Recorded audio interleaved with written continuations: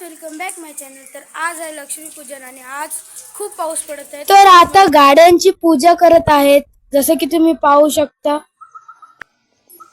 तर आता आमची मम्मी स्वास्तिक काढत आहे मोठ्या गाडीवर।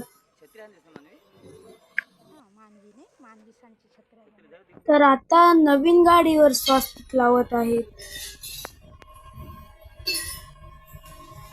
जसं की तुम्ही बघतच असाल।